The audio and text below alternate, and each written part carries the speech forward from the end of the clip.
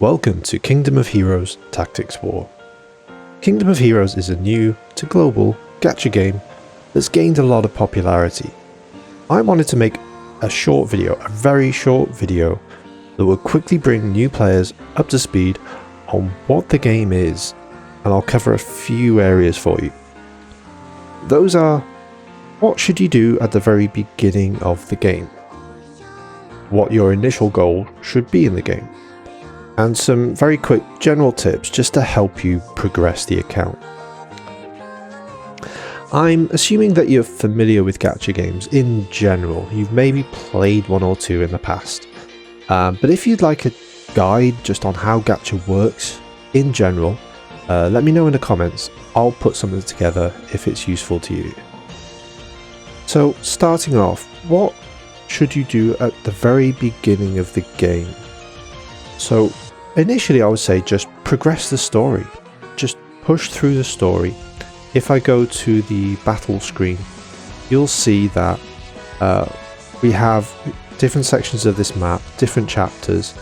You can go into a chapter and you can tackle it on one of 3 difficulties. Obviously initially you're just going to be using normal and you're going to be progressing through the story on normal. You can 3-star these stages by achieving certain goals, and then based on the number of stars you have, you get rewards at the bottom. It's a typical story system, so you should focus on progressing that story.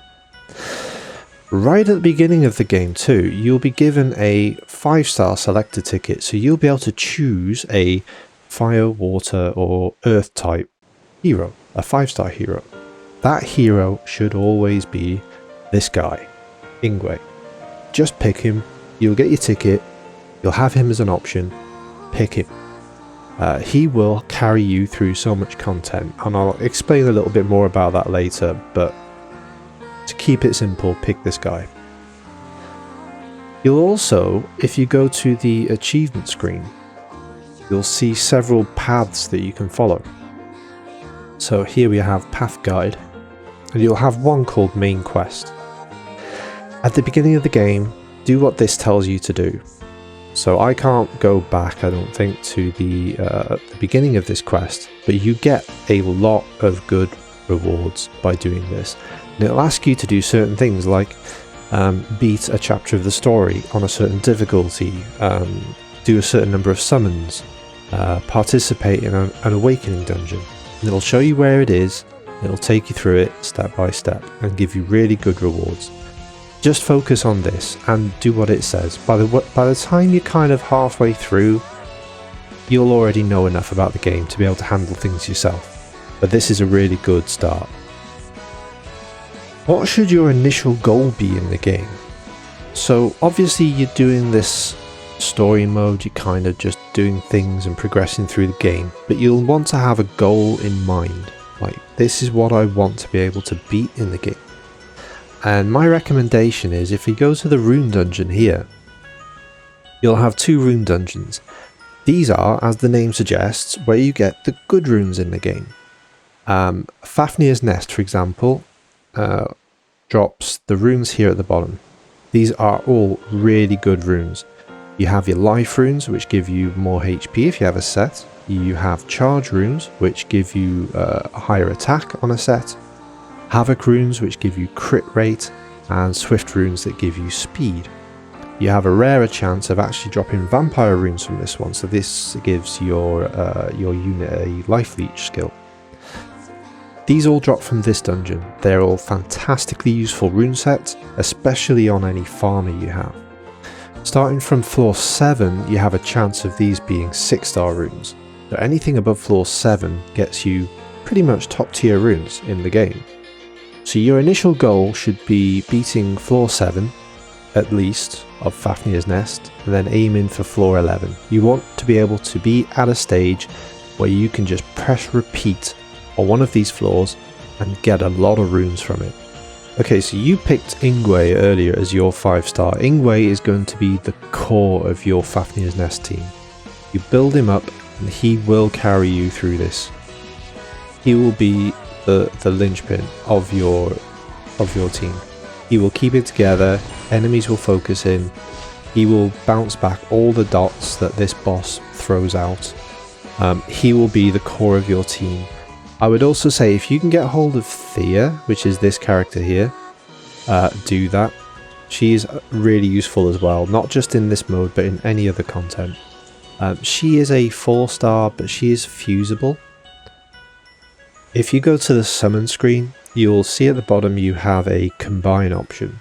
If you go into combine, these are all the fusible units that you can create for free essentially in the game. And you'll see Thea here under the Astaroth screen. If you click on combine, you can see the food you need to be able to create Thea. These are all fairly easy to obtain 3-star units, so you should be able to find them and fuse them up and create your Thea. Do that as well if you just want another challenge. She's really useful and she will help you out in other content. General tips.